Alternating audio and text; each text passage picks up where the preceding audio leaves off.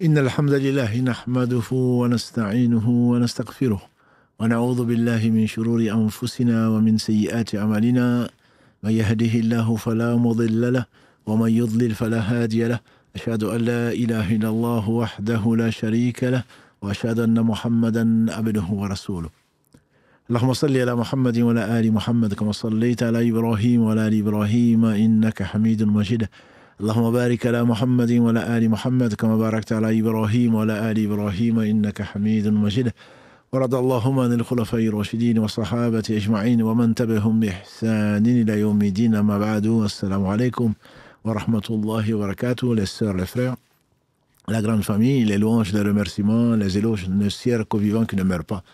Allah le premier qui n'a pas de début, le dernier qui n'a pas de fin. L'apparent, le dominant sur toute chose, le subtil, le bien informé, le miséricordieux par essence et par excellence.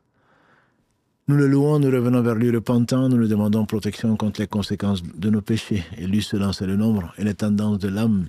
Et l'âme ordonne certainement le mal, hormis celle à qui Allah fait miséricorde. Celui qui Allah guide, nul ne saura l'égarer. Celui qui est privé de sa guidée, nul ne saura lui montrer le droit chemin. J'atteste donc qu'il est le seul digne d'adoration. J'atteste de la véracité, de l'exemplarité, de la prophétie de Mohammed ibn Abdillah. Qu'Allah bénisse ce prophète, sa famille, ses compagnons, tous ceux qui les auront suivis dans le droit chemin et nous fasse l'honneur donc d'en faire partie. Bienvenue dans ce live donc du samedi qui est donc savoir et culture et nous avons la joie, alhamdoulilah, et l'honneur donc de recevoir aujourd'hui sur le plateau l'institut donc Sira qui va se présenter, on va essayer de savoir ce que c'est et l'importance de cet institut. Ils nous ont visité, donc le frère Amin, un Amin comme dit Mohammed, un Amin qui vient remplacer l'autre pour parler de Mohammed Amin. Donc c'est vraiment le jour des Amin. Donc bienvenue le frère Amin, bienvenue également le frère Thomas, qui ont passé la journée donc aujourd'hui à faire aimer encore un peu plus le meilleur des hommes. On ne peut pas aimer ce qu'on ne connaît pas. Ça c'est une conclusion de l'expérience de la vie. Mais les savants sont unanimes. C'est pour cela que la connaissance d'Allah passe avant toute chose. Puisqu'il faut l'aimer, puisqu'il faut aimer le prophète sallallahu alayhi wa sallam, il faut le connaître.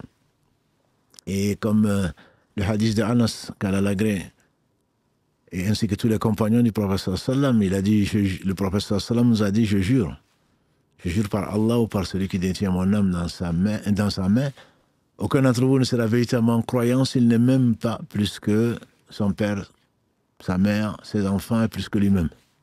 Et donc c'est une exigence de la foi. Et très certainement celui par qui Allah nous a guidés, celui par qui Allah nous a sauvés, on espère en tout cas mourir musulman et être sauvé de l'enfer, qu'Allah nous en préserve.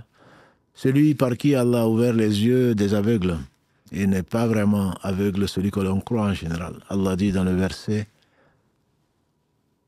56, le verset 42 de la sourate Al-Hajj, sourate 22, ce ne sont pas les yeux qui sont aveugles, c'est plutôt les cœurs qui sont dans les poitrines. Effectivement, il y a beaucoup d'aveugles dans ce monde, même si on ne les voit pas dans la rue. Et donc, Allah subhanahu wa ta'ala a envoyé le meilleur des hommes, Muhammad sallallahu alayhi wa sallam. Et Allah dit dans la sourate 21, verset 107, « Wa ma arsalnaka illa rahmatan lil alamin » Nous t'avons envoyé à Muhammad qui est comme miséricorde pour le monde, pas seulement pour les hommes, pas seulement pour les djinns, c'est effectivement pour tout le monde. Et samedi dernier, on a vu un peu comment, samedi d'avant plutôt, on a vu avec le séjour du frère Amin, on a vu comment l'islam est venu sauver l'humanité en interdisant ce qui pour nous paraît juste être un détail, le riba en particulier, dont les conséquences, donc c'est pas seulement sur les hommes, pas seulement sur l'économie, mais c'est sur la planète, que j'ai dit planète Terre, et Allah seul sait sur quoi c'est. Donc aujourd'hui, Inch'Allah, on vous a déjà présenté dans 33 épisodes le joyau de la prophétie, avec des détails certainement, avec des leçons. Mais aujourd'hui, donc, nous allons faire le tour de la Sira, mais vu d'un autre angle, des spécialistes donc de la Sira, et qu'Allah subhanahu wa ta'ala les récompense et fasse que leur œuvre contribue donc à mieux faire connaître l'islam, puisque notre rôle n'est pas autre que ça. Allah n'a besoin de personne, et quand Allah aime quelqu'un, il donne la foi. Et donc le même au messager, comme Allah dit, wa ma Allah rasuli ila al-balagh. Il n'appartient même au messager que de transmettre. Donc Allah nous compte parmi ceux qui l'utilisent pour transmettre donc sa belle religion. Donc Amin, barakallahu fik, et jazakumullah khair d'avoir pris donc un week-end à Toulouse, mais pas pour visiter la place du Capitole. Et je me réjouis, et toute l'équipe, toute la mosquée se réjouit que Mohamed Ada nous a dit 3-4 heures après avoir mis le lien donc pour la Sira, pour cette exposition que vous êtes venu donc animer, venant donc de Lyon, de l'Institut Sira. 3-4 heures après, il n'y avait plus de place. Et ça, alhamdulillah, ça prouve, on n'en doutait pas, L'amour, donc, c'est pas la curiosité, c'est l'amour pour la religion d'Allah subhanahu wa ta'ala, pour son prophète sallallahu alayhi wa sallam.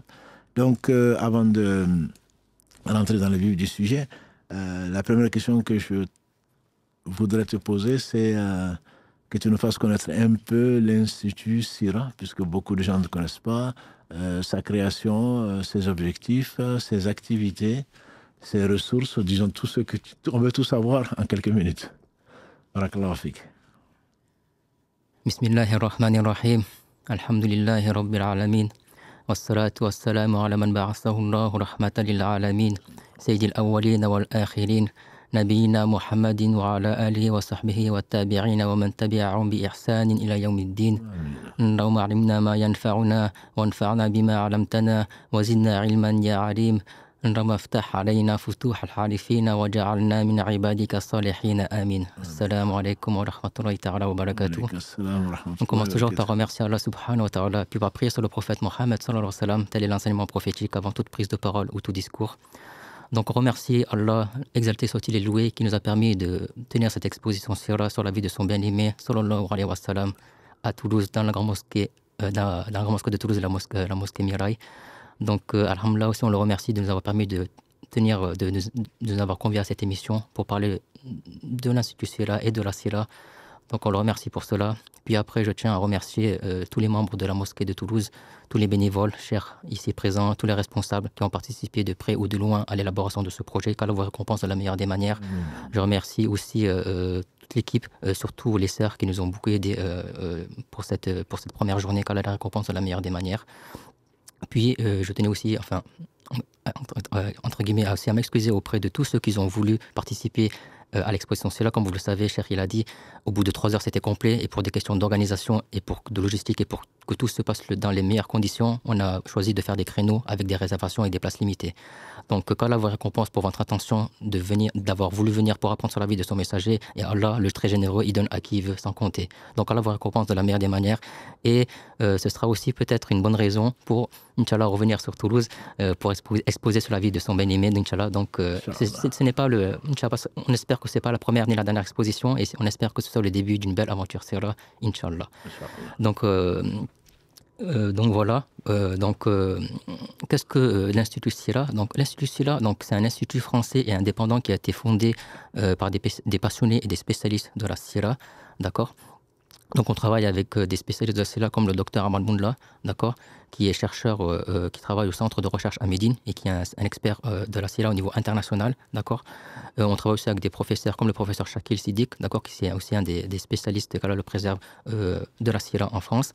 Donc en fait, si vous voulez, nos objectifs, c'est d'étudier puis de transmettre en fait les valeurs et les enseignements spirituels et contemporains du prophète Mohammed, sallallahu alayhi wa sallam, d'accord, aux musulmans comme aux non-musulmans, d'accord. Déjà pour le musulman, le prophète c'est le modèle intemporel à suivre, d'accord, pour chaque musulman, pour chaque croyant, et on ne peut pas aimer et suivre quelqu'un que tu ne connais pas, c'est impossible. Je te mets au défi d'aller dans la rue et de suivre et d'aimer quelqu'un que tu ne connais pas, c'est impossible. On a besoin de connaître et de suivre et de connaître quelqu'un pour l'aimer et le suivre. Donc l'Institut Sira, on a plusieurs pôles à notre disposition. Donc dans le pôle exposition qu'on a fait par exemple à Toulouse, où on se déplace un petit peu partout en France. Donc Inch'Allah, si ça vous êtes intéressé pour ce genre d'événement, donc n'hésitez pas à contacter l'Institut pour les modalités. Inch'Allah, on se déplace partout en France. On propose aussi des séminaires, des conférences sur la Sira, donc aussi que ce soit en présentiel ou à distance. Donc voilà. On a aussi un pôle de formation avec la Sira Academy, où on propose un approfondissement de l'apprentissage de la Sira sur 2 ans. Ça se passe en distanciel. Vous aurez toutes les informations sur le site de l'Institut Sira.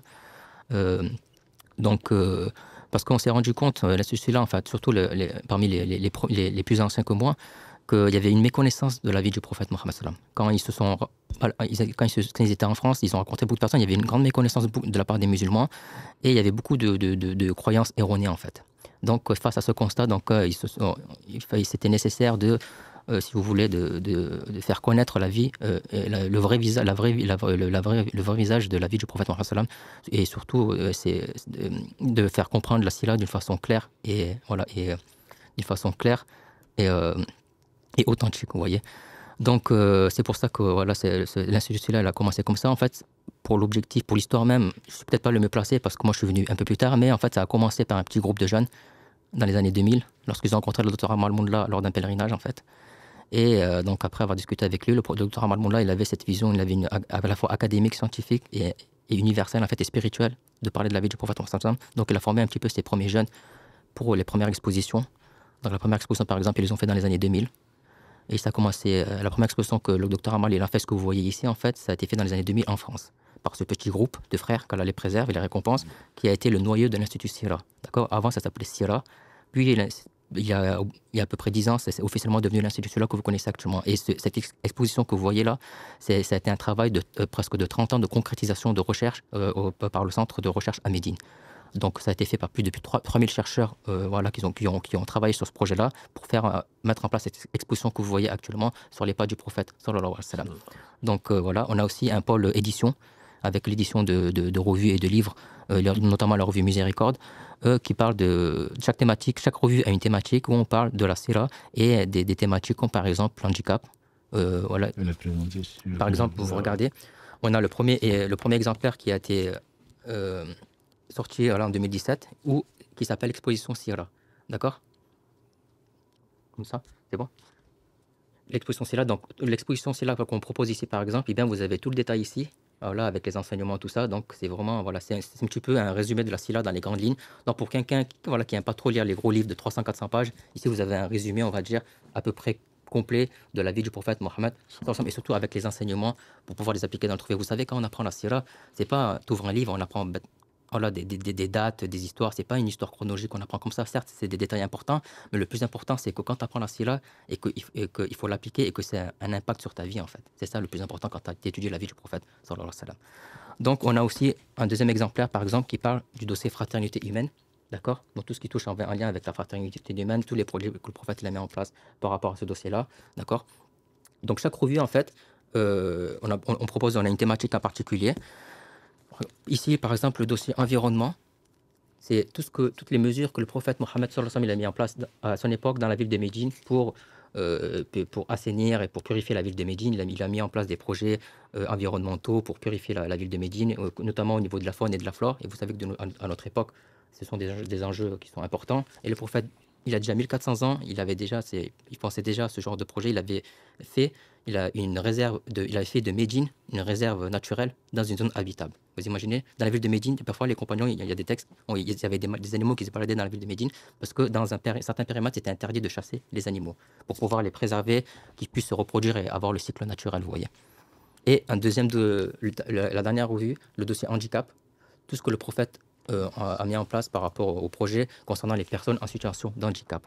D'accord. Et le prophète, malgré que ces gens ils avaient peut-être un handicap physique, mais le prophète sallallahu alayhi wa sallam, il les mettait en avant, il les responsabilisait, il leur donnait des postes importants, notamment le compagnon Abdallah bin Maktoum. Donc il a été une des causes pour la révélation de la sourate 80 à l'ambassade, vous savez. Le prophète l'a dit que des éloges à ce compagnon, que du fait que par ce compagnon, Dieu a éduquer son prophète, vous voyez. Et lorsque le prophète il partait de la ville de Médine, il mettait ce compagnon-là qui était aveugle à la tête de la ville de Médine et qui dirigeait la prière en son absence. C'était un compagnon qui était aveugle, vous voyez. L'handicap, ça n'empêchait pas en fait. Et le prophète, il avait ce don de déceler les compétences des gens en fait. D'abord au niveau de piété et leurs compétences, et ça n'empêche pas d'avoir un handicap physique, de prendre des postes à responsabilité. Ce n'est pas vraiment étonnant dans la mesure où, comme Allah le dit, il ne parlait pas de lui-même. Ce n'est qu'une révélation révélée, c'est-à-dire Allah lui montrait le fond des choses. Et donc c'est normal, et Allah a voulu effectivement. Et comme on aime à le dire dans ce live-là, c'est que la vie est une somme d'épreuves. Et ce n'est pas parce que, comme on l'a dit tout à l'heure, c'est pour rectifier ou préciser, c'est le verset 46 de la sourate 22, ce ne sont pas les yeux qui sont aveugles, mais c'est le cœur. Et donc le fait que Allah, dans son projet, subhanahu wa ta'ala, qui se réalise toujours, de mettre un handicapé effectivement en avant, certains l'ont compris, d'autres ne l'ont pas compris, au point qu'on va constituer ou on va confier toute la ville de Médine, qui était, disons, la base des musulmans, entre guillemets, alors que le prophète était absent et on ne sait pas s'il va revenir ou pas, à un aveugle. C'est bien avant, donc tout ce que l'on pourrait parler aujourd'hui de favoriser, de lutter contre les ségrégations, etc., etc. C'est sûr que c'est sûr et que c'est de la révélation, entre guillemets, et un encouragement. Il y a bien d'autres, certainement, leçons qu'on va essayer de tirer, Inch'Allah. Mais juste avant de passer à certaines leçons ou à certaines questions bien précises, pourquoi une exposition ou un tour de France ou d'ailleurs, exposer la Sira, quel est le plus que ça peut apporter par rapport à tant de livres qu'il y a, et énormément de livres sur la vie du prophète sallam. Il y a même des films, entre guillemets, qui sont plus ou moins contestés, mais en tout cas, toujours est-il que qu'est-ce que l'exposition apporte de spécifique ou de plus bénéfique, en tout cas complémentaire par rapport à ce qui existe déjà comme support. Donc après, comme j'ai dit, en fait, ce travail, cette exposition, en fait, c'était un travail de concrétisation du centre de recherche. Donc chaque panneau, en fait, il y a une dizaine de panneaux, chaque panneau reprend une thématique précise.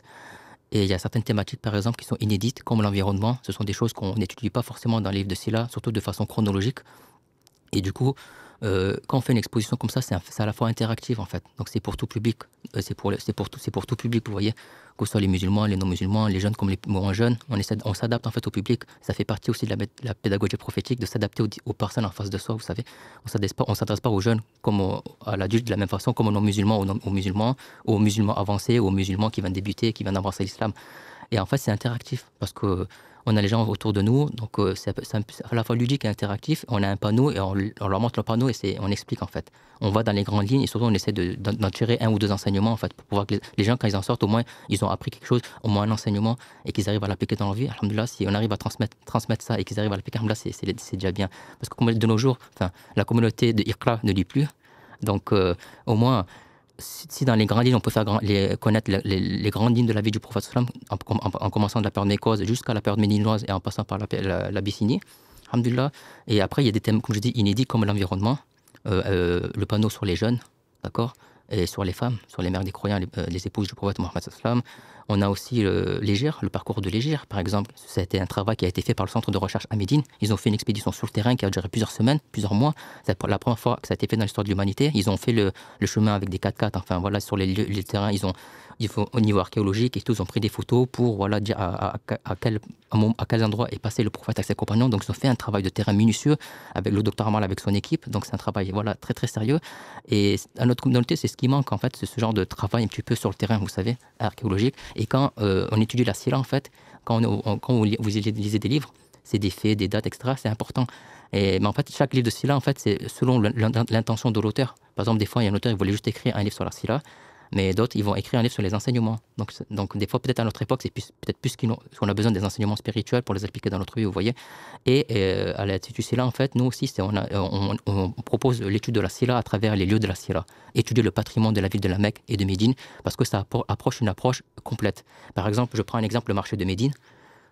C'est un sujet qui est très très peu abordé dans les deux Sira, alors que le marché de Médine, il y a énormément d'événements, d'histoires, d'enseignements, et que vous passez à côté si vous étudiez la Sira chronologique. Mais si vous étudiez les lieux de Médine, le patrimoine de Médine, ben en fait, vous étudiez à la fois le lieu, toutes les personnes qui étaient dans ce lieu, tout ce qui s'est passé, donc vous faites une approche complète, en fait. Et que quand on ne peut pas avoir avec une Sira chronologique. Non, mais c'est vrai, c'est vraiment le résultat de la recherche. La recherche scientifique, effectivement, quand on voit un panneau, et même aujourd'hui, on a moins d'une heure pour parler de tout ça, de 60 années au moins d'histoire, etc. Mais moi, j'étais très impressionné par la maison de Aïcha. Donc, radiallahu anha. On en parle souvent, surtout l'événement qui a certainement bouleversé le sort de l'humanité, même l'humanité entière. C'est là où Allah l'a repris. Et c'est là où il faisait ses prières, et puis ça représente combien de mètres carrés? Tu m'avais dit tout à l'heure. Elle fait à peu près environ 5 mètres de longueur et 3,5 mètres de largeur. Et donc, et à peu près 17 mètres carrés, 17 mètres et demi. 17 mètres et demi, voilà. Donc à peu près la taille d'un salon, d'un appartement. Voilà. Donc c'est justement pour... Parce que là, on parle surtout, quand on a vu les épisodes, souvent les livres parlent qu'il a le dernier matin de ce lundi 12 Rabi al-Awwal, quand Allah subhanahu wa ta'ala lui a donné le choix et qu'il a accepté des régions de son Seigneur, subhanahu wa ta'ala. On parle d'une fenêtre qui donnait sur la mosquée. Quand on parle des tarawih, etc., on est venu taper à la fenêtre de Aïcha, etc. Quand on voit ce que c'est 17 mètres carrés, c'est vraiment pas grand-chose. Et surtout, on pense que quand on lève, un homme moyen lève le bras, il touche le plafond. Je pense qu'on est certainement, ça donne à réfléchir. Et quand on le voit en maquette en particulier, c'est comme si on voyait le professeur sallam sortir de là pour entrer à la mosquée, parce qu'il y a également la partie de la mosquée, il y a certainement beaucoup plus de détails, mais on a presque l'impression de vivre avec eux, même dans un livre, bien sûr, on imagine. Alors que là, quand il y a vraiment des maquettes ou quand il y a des expositions, je pense que ça donne un tout autre goût, une autre saveur. Je pense vraiment à la Sira, on a l'impression de partager au moins pendant 1 heure ou pendant 30 minutes la vie réelle du prophète sallam et de ses compagnons, quoi. Donc, si tu veux bien, bon, Mohamed, je ne sais pas s'il y a beaucoup de questions déjà, mais j'aimerais bien qu'on fasse le tour, entre guillemets, de la Sira sans rentrer dans les événements, comme tu dis, les dates, les personnes, etc. Il y a un point qui est très important, c'est la place de la mosquée. Est-ce que tu peux nous en dire 2 mots, tirer quelques leçons de la place de la mosquée, notamment la Soufa, etc., de ce que le prophète sallam a construit matériellement. Après, on parlera de la fraternité peut-être, hein, mais la place de la mosquée, est-ce que la mosquée, c'était un lieu de prière, qu'un lieu de prière, ou la mosquée, c'était aussi autre chose? Donc en fait, la mosquée prophétique, qui est située au centre de la ville de Médine, donc c'était une mosquée qui était très simple. À la fin de sa vie, elle faisait 50 mètres par 50 mètres carrés. Elle a été agrandie, donc elle était très très simple, construite avec les matériaux de l'époque, des briques, voilà, les pierres avec de l'argile, etc. Vous avez une partie qui était couverte au niveau côté sud et côté nord. Donc là, là, on n'a pas d'image, mais il faut imaginer un carré, c'est couvert du côté nord et du côté sud, et il y avait au milieu, c'était ouvert, un préau, et c'était du sable et du sable et des petites pierres par terre. Il n'y avait pas de tapis, pas de moquette, etc. Un simple carré. Et c'était une mosquée très très simple. Il n'y avait pas de dôme ni de minaret à l'époque, ni de mihrab. Et de cette simple mosquée sont sortis des géants, des hommes et des femmes. Le prophète, il a éduqué des hommes et des femmes. Nous, de nos jours, on a des très belles mosquées, on met des milliers d'euros pour construire des mosquées, des minarets. C'est bien, c'est beau, c'est noble, mais si ces mosquées, elles sont vides, elles sont fermées et qu'on n'y fait rien dedans, c'est que de l'ornement. Le prophète, lui, c'était très simple. Il a fait une mosquée avec ce qu'il avait autour de Médine, localement, et il a éduqué des gens et des femmes. Bref, la mosquée, c'était pas qu'un lieu de prière. C'était aussi, on va parler des gens de Al-Soufa. Donc littéralement, c'est les gens de l'ombre de la zone ombragée. En fait, le prophète, les musulmans qui sont venus après le pacte de fraternisation, où il n'y avait plus de famille d'accueil pour les intégrer, donc du coup, le prophète, il les a accueillis au sein même de sa mosquée, au centre de la ville, pour pouvoir s'occuper d'eux et les aider à intégrer à la société, à trouver du travail. Et ces pauvres-là, en fait, ils étaient dans une partie de la mosquée, la zone d'Al-Soufa, la zone couverte. Donc, on leur donnait un vêtement d'hiver et d'été, donc pour l'habillement. On taxait les agriculteurs un pourcentage de la récolte pour leur donner à eux, d'accord? Et tellement ça allait même plus loin, on mettait des sortes de petites ouvertures dans les murs de la mosquée pour que celui qui donnait à l'extérieur, il ne voyait pas celui qui reçoit, pour respecter même la dignité de l'être humain. Vous voyez, ça allait même plus loin que ça. Et donc, du coup, c'est la base pour les pauvres, donc s'occuper de leurs besoins primordiaux, la nourriture, le logement, l'alimentation, c'est la base. Mais le prophète, il a accordé de l'importance à un autre axe, l'éducation. Les autres musulmans, ils travaillaient, ils n'avaient pas l'opportunité d'être là dans la mosquée. Ces gens d'Al-Soufa, ils n'avaient pas de travail, donc ils étaient toute la journée dans la mosquée. Dont Abu Huraira. Et le prophète, tous les matins, il donnait des cours dans sa mosquée. Et ses compagnons-là, vu qu'ils ne travaillaient pas, ils avaient l'opportunité d'apprendre auprès du prophète. Ce qui fait qu'ils ont beaucoup appris auprès de lui. Et ce qui fait qu'après la mort du prophète, ces compagnons-là, ils ont transmis l'islam après sa mort. Et donc le prophète, c'est peut-être une des solutions pour éradiquer la pauvreté, c'est éduquer les gens, les former pour que ces gens-là, qui dépendent des gens au niveau matériel, qu'après ils ne dépendent plus des gens et que les gens, ils dépendent d'eux, mais au niveau intellectuel, vous voyez. Imaginez-vous, après la mort du prophète, ces gens qui n'avaient rien, si je peux dire, c'est sans-abri, on est venu auprès d'eux pour apprendre la science. Dont le compagnon Abu Huraira, c'est celui qui rapporte le plus de hadiths du prophète Mohammed, plus de 5300 hadiths. Il a embrassé l'islam, il est venu à Médine 3 ans avant la mort du prophète. Son cas, il est aussi miraculeux parce que c'est un cas miraculeux, mais il avait cet amour de retenir les paroles du prophète, vous savez. Il avait cet amour de retenir ses paroles, d'apprendre la science, et Dieu, il a élevé par le savoir et la science. Et vous savez qu'après, dans l'islam, le Coran, c'est la première source scripturaire. Après, c'est les hadiths authentiques. Et tous les hadiths qui ont été rapportés par les compagnons, vous avez 40% qui sont rapportés par ces gens d'Al-Soufa qui vivaient à Médine, ces pauvres-là. Donc, c'était pas seulement une mosquée où on priait, c'était un endroit où on accueillait les plus démunis. Le prophète, il était proche des pauvres, des plus démunis. On accueillait aussi projet social, il y avait, on accueillait les délégations étrangères. On a un pilier même dans la mosquée, on appelle le pilier des délégations. C'est là que le prophète, il accueillait les délégations étrangères qui voulaient discuter avec lui. Il les accueillait, il parlait avec eux auprès de ce pilier-là. C'est pour ça qu'on l'appelle le pilier des délégations. Et si vous allez à Médine, vous avez un cache en haut qui dit que c'est le pilier des délégations. D'accord. C'était aussi une ambassade. Qu'est-ce que je disais d'autre? C'était aussi lors d'une bataille, en fait, on a construit une tente militaire pour s'occuper des blessés. Dont le compagnon Saad ibn Mu'adh, d'accord. Il a été soigné dedans. C'était aussi un hôpital militaire. Donc voilà, c'était un lieu qui était très très ouvert, d'accord, ouvert aux musulmans comme aux non-musulmans, les enfants même les plus jeunes. On rapporte même des tests que même il y avait des animaux qui traversaient la mosquée des fois. C'était une mosquée qui était très ouverte. Et le prophète, il était très très ouvert. Vous savez, sa porte, il n'y avait pas de serrure pour se fermer à clé. C'était comme une sorte de gros rideau de paravent. Et il était très accessible, que ce soit pour les musulmans ou même les non-musulmans. Parce qu'à Médine, à son époque, quand ils sont arrivés à Médine, imaginez-vous, il y avait que 1500 musulmans. En fait, la population, c'était 10 000. Et il y avait 1500 musulmans. Et tout le reste, c'était des non-musulmans. Oui, tout à fait. Donc, il y avait la moitié, c'était 5000, c'était des juifs, et le reste, c'était des polythéistes. Et la minorité des musulmans. Et donc, ils étaient tellement ouverts que les compagnons, en fait, que les gens ils évitent le déranger à n'importe quelle heure de la nuit pour des questions, etc., que ce soit d'ordre religieuse ou par rapport à l'organisation de la ville, ils se relayaient jour et nuit pour surveiller les allées et venues. Et ils se postaient à un pilier qu'on appelle le pilier des gardes, que si vous allez à Médine, vous pouvez le voir, et pour protéger le prophète, préserver des allées et venues pour éviter qu'on le dérange, tellement il était accessible et ouvert. Et sur ce plan-là, il avait un leadership exceptionnel, en fait. Il nous montre en fait que en fait, c'est ça, que quand on a une responsabilité, que ce soit chef d'association, de mosquée, de ville, etc., on doit être proche des gens avec qui on vit. Lui, imaginez-vous, il a construit son appartement au centre de la ville, à côté de la mosquée. Et ces pauvres-là, il les a accueillis dans le centre de la ville, dans sa mosquée. C'est pas on les met en périphérie de la ville, on les cache, on ne veut pas les voir. Vous voyez? C'était ses voisins. C'était ses voisins. C'était ceux qu'il aimait le plus. Non, tout à fait. C'était ça. Bref, il y a... Voilà, le temps passe vite. Est-ce que tu peux nous dire 2 mots sur le prophète sallallahu alayhi wa sallam et les jeunes? Et les jeunes. Quelle place les jeunes avaient dans cette vie? Bien sûr, on ne va pas parler, comme je l'ai promis, on ne va pas parler de sa naissance, de l'année de l'éléphant, à la grotte de Hira, etc. Tout ça, alhamdulillah, je vous renvoie encore une fois. Donc, au joyau de la prophétie, sur notre chaîne YouTube, en 33 épisodes. Donc, on a terminé il y a seulement 1 mois. Là, c'est vraiment essayer de voir qu'on ne ressent pas de là, et surtout le vécu, je veux dire, de cet institut, des fruits de recherche, ce qu'on ne trouve pas forcément dans les livres, quoi. Les jeunes, bien sûr, je pense que des gens ont écrit dessus, mais est-ce que tu peux nous résumer en quelques phrases comment le prophète sallam considérait les jeunes, comment il les respectait, comment il les mettait devant et comment il les éduquait? Mais tout ça, c'est difficile en 5 minutes. Maintenant, on va essayer de faire au mieux que la facilité, mettre la baraka. Donc, on a un panneau qui représente les jeunes autour du prophète Mohammed sallallahu alayhi wa sallam.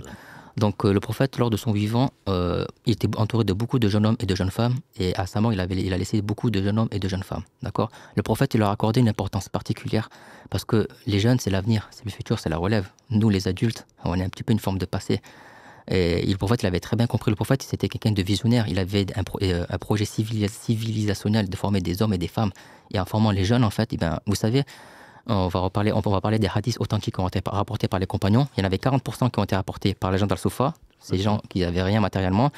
Et on a un panneau vous avez 48% des hadiths, dans tous les hadiths des compagnons qui ont été rapportés par ces jeunes-là. Donc c'est énorme, vous imaginez. Ibn Abbas, Ibn Omar, Ibn Abbas, vous en avez plein. Abdallah ibn Amr également. Même Aïcha, je comprends bien, elle était jeune aussi, plus de 2200 hadiths. Après Aboula, c'est celle qui rapporte le plus de hadiths. Donc ils étaient très jeunes à sa mort, dont le compagnon Abdallah ibn Abbas, donc qu'on l'appelle le maître de l'exégèse du Coran. Il était jeune. Et subhanallah, le prophète, en fait, il leur a accordé une importance particulière, beaucoup de temps, de bienveillance, et surtout, en fait, il les responsabilisait. Il leur donnait des postes importants. Et ce qu'on, de nos jours, on ne le fait pas avec nos jeunes, on ne les écoute pas. Limite, ce côté trop jeune, on ne veut pas les responsabiliser, on les infantilise. Le prophète, c'était l'inverse. Vous imaginez, il y avait le compagnon Ja'far ibn Abi Talib. C'est lui qui était porte-parole pour se présenter devant le Négus, le roi d'Abyssinie, lorsqu'il devait prendre la parole devant le roi pour parler de l'islam. Un jeune il avait 18 ans à cette époque-là. Imaginez-vous la pression, c'est comme si de jour tu vas parler devant un président d'un pays, quoi. Enfin, même moi, je pense que j'en serais pas capable. Ce n'est même pas un président d'un pays, c'était un empereur. C'était un Najashi, c'est l'empereur de l'Abyssinie. Absolument. Et en fait, il savait déceler, comme pour les personnes en situation de handicap, en fait, leurs compétences. Ouais. Bien sûr, il regardait un petit peu avant tout leur piété, mais il avait les compétences. Et Jafar, par exemple, on n'en doute pas que ça devait être quelqu'un de diplomate et d'éloquent. Par exemple, quelqu'un qui n'a pas de connaissances en informatique, tu ne vas pas lui donner un poste. Mais le prophète, il est responsabilisé. Même parfois, certains, ils faisaient des erreurs, c'est normal. Ils sont en phase d'apprentissage. Mais le prophète, il était doux avec eux. Jamais il leur disait je suis meilleur que toi, je suis prophète. Le prophète, il était toujours doux, bienveillant. Anas, qui est un des exemples, qui fait partie justement de ces jeunes et qui est l'un des 4 qui a rapporté le plus de hadiths du prophète sallam. Anas disait, j'ai vécu avec le prophète sallam pendant 10 ans. Jamais il ne m'a dit pour une chose que j'ai faite, pourquoi tu l'as faite, une chose que je n'ai pas faite, pourquoi tu ne l'as pas faite. Il dit que c'est celui qui avait le meilleur comportement. Et donc on insiste encore dessus, c'est vraiment l'éducation. Et même dans la guerre, hein, je pense à Oussama. Alors qu'il avait, à sa mort, il était jeune, il avait 18 ans, âgé, il avait des compétences particulières. Le prophète, il est responsabilisé, même s'il se trompe, il faut les accompagner, mais Inch'Allah, il faut les responsabiliser pour que ce soit des projets. Là aussi, quand tu parles d'handicap, non seulement il était jeune, mais il était fils d'esclave, entre guillemets, qui était donc son père, c'était Zayd ibn Haritha, qui était Zayd ibn Muhammad avant la révélation. Donc les gens se plaignaient. À Abu Bakr en particulier, ils se disaient comment se fait-il, ce jeune-là, on le met devant, mais bon, le prophète l'avait mis devant. Donc c'est pas Abu Bakr qui allait le mettre en arrière. Et c'est vrai que bon, je pense qu'autour de nous, bon, on verra peut-être avant la fin de l'émission, c'est tellement important, je pense, de reconnaître beaucoup de nos savants d'ailleurs, hein, beaucoup de nos savants, c'est très très tôt que des gens perspicaces, des gens visionnaires, les ont, je pense à Ibn Taymiyyah, je pense à l'imam Ahmad, je pense à d'autres, quand on a une école, et puis se rendre compte que celui-là, il a une mémoire phénoménale. L'autre, il est doué pour ceci. L'imam Souhnoun, par exemple, il a été appelé Souhnoun, parce que quand c'est le nom des oiseaux en arabe, donc au Maghreb, il fait partie des Malikis, entre guillemets, l'imam Souhnoun, on dit que très tôt, son enseignant a senti cette intelligence. Et effectivement, il est devenu l'un des plus grands imams de la communauté. Donc ça, je pense qu'il ne faut pas laisser... il faut bien qu'ils s'amusent, il faut bien que oui, mais en même temps, il faut observer, il faut les accompagner, il faut profiter de leur qualité, et Dieu seul sait qu'ils en ont. Et si on passe... désolé Mohamed, je ne veux pas monopoliser la parole. Par rapport aux femmes, donc il y a un sujet, notamment en islam, on pense que l'islam ne s'est pas occupé des femmes, sauf pour... autre chose, voilà. Est-ce que le prophète sallam, on sait qu'il aimait les femmes, mais d'un point de vue sira, qu'est-ce qu'on peut rappeler, quelle est l'importance qu'il a donnée aux femmes, le prophète sallam? De façon générale, aux femmes. De façon générale, qui peut avoir de façon spécifique, mais surtout générale. Les femmes, à l'époque du prophète Mohammed sallam, dans la Silla, elles occupaient une place très très importante, beaucoup plus importante qu'à notre époque malheureusement. Donc toutes les injustices, les choses qu'on voit par rapport à la femme à notre époque, c'est souvent lié aux cultures et aux traditions, ça n'a rien à voir avec l'islam. Il y a beaucoup d'événements où le prophète a mis en avant la femme. Je n'ai pas d'événement en tête. Par exemple, pour l'histoire du minbar, vous savez, dans la mosquée du prophète, au début, il faisait ses prêches sur un tronc de palmier, vous savez, de 50 cm. Et la mosquée, lorsqu'elle s'est agrandie, à l'époque, il n'y avait pas d'eau-parleur, il n'y avait pas de micro. Donc les hommes, ils étaient devant, les jeunes hommes derrière, et les femmes au fond, sans séparation distincte. Et une femme qui possédait un atelier de menuiserie, elle a proposé au prophète, parce qu'on n'entendait plus, de construire quelque chose pour qu'il puisse mettre en hauteur, pour que les gens le voient, vous voyez, parce que plus t'es haut, plus la voix le porte. Donc le prophète, il a écouté. Donc déjà, on voit un enseignement, la place des femmes dans la société, elles étaient actives, elles proposaient des projets. Le prophète, il a écouté, d'accord, et il a confié ce projet de construction de minbar, d'accord. Et Inch'Allah, il faut aussi donner nos places à nos femmes à notre époque pour des projets de ce genre. En fait, c'est quand elles portent des projets pertinents, les laisser porter ces projets. Et par rapport à l'histoire de ce minbar, en fait, qu'on voit dans toutes les mosquées actuellement, où l'imam il fait son prêche, ça vient de l'initiative d'une femme à la base. Ah, mais également, les femmes se sont libérées, entre guillemets, quand les femmes n'étaient pas aussi soumises que l'on peut le penser, et les femmes ont pris des initiatives, notamment même dans la guerre. On sait que ce soit notamment à Uhud, où on sait que Fatima, même Aïcha, et d'autres ont participé, entre guillemets, en tant qu'infirmières ou pour soigner les blessés, etc., etc. Et puis, surtout, elles avaient une personnalité. On dit que quand les Muhajiroun de la Mecque sont arrivés à Médine, et ils se sont retrouvés, ils ont découvert notre culture, parce que la femme mécoise, entre guillemets, était assez discrète. Et que les femmes ansar avaient de la verve et surtout, elles avaient une personnalité. Donc du coup, les Médinois, enfin les Mécois sont venus se plaindre au prophète sallam en disant que bon, ben, maintenant nos femmes ont changé. Parce elles ont fréquenté des femmes qui avaient de la personnalité, etc., etc. Non, mais c'est vrai que bon, on a certainement beaucoup d'autres choses à dire sur le prophète sallallahu alayhi wa sallam, en fait, d'un point de vue sira, d'un point de vue leçon. Avant de passer à ça, Mohamed, est-ce que tu peux nous relater quelques questions? أعوذ بالله من الشيطان الرجيم بسم الله الرحمن الرحيم الصلاة والسلام على رسول الله. Salam alaikum à toutes et à tous. Barakallahu fikum une nouvelle fois pour votre présence. Barakallahu fik, Cheikh et le frère Amin, donc pour cette introduction déjà très enrichissante. Alhamdulillah, vous avez déjà balayé quelques questions. Et pour le moment, il n'y a pas beaucoup de questions sur les réseaux. Il y en a quelques-unes à la rigueur à laquelle on va pouvoir répondre. C'était les livres que tu as présentés. Où est-ce qu'on peut les trouver? Je pense donc sur le site SIRA. Donc le site, c'est institutsira.fr. C'est ça. Voilà, donc vous pouvez les commander dessus. Voilà, donc vous pouvez le trouver sur leur site. Il y a pas, je pense que voilà, vous passez votre commande et ça devrait arriver assez rapidement, Inch'Allah. Après, juste pour les frères et les sœurs, une nouvelle fois, donc on ne prend que les questions qui tournent autour du sujet du soir, comme on vous le répète assez souvent. Et d'ailleurs, si j'ai vu quelques commentaires passer de personnes qui étaient très contentes, qui ont participé très certainement à la visite aujourd'hui, qui étaient très contentes de l'exposition. Donc n'hésitez pas, si vous avez des questions que vous n'avez pas pu poser cet après-midi, ben, c'est peut-être le moment. Donc je vais essayer de les noter et de les relier en direct pour que le frère Amin puisse y répondre. Alhamdulillah, moi j'ai suivi aussi un petit peu quelques groupes pour faire notamment quelques photos. Effectivement, Cheikh a posé tout à l'heure la question, qu'est-ce qu'une exposition peut apporter de plus?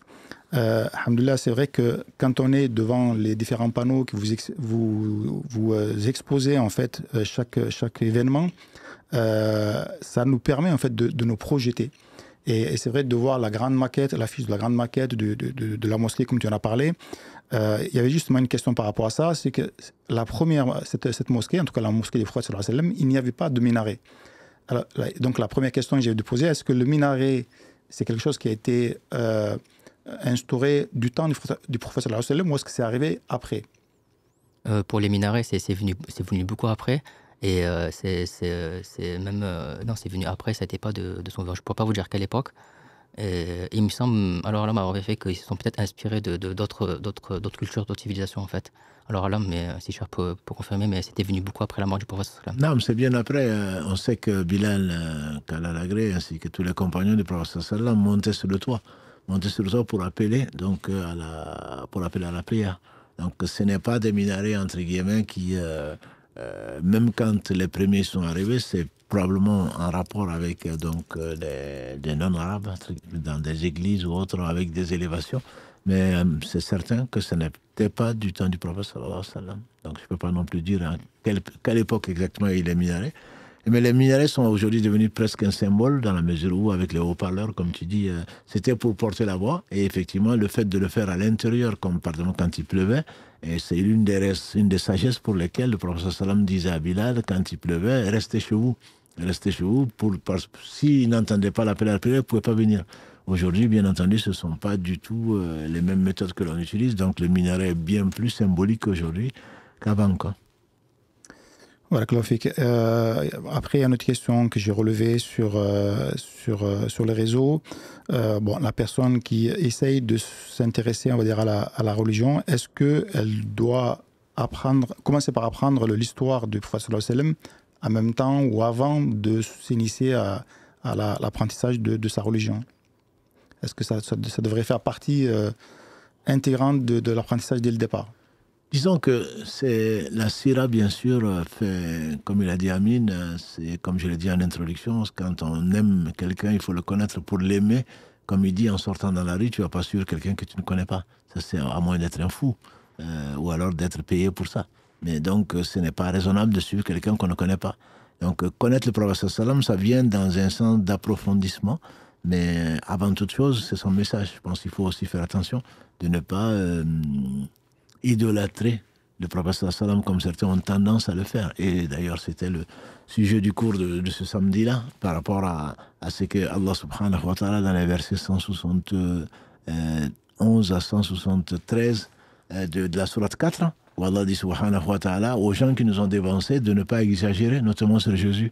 Voilà, le Mohammed sallallahu alayhi wa sallam lui-même a insisté en disant qu'il n'était que serviteur d'Allah et messager d'Allah. Serviteur d'Allah, c'est-à-dire qu'il ne pouvait rien décider de lui-même, et messager, par contre, il a un message. Ce message vient d'Allah subhanahu wa ta'ala.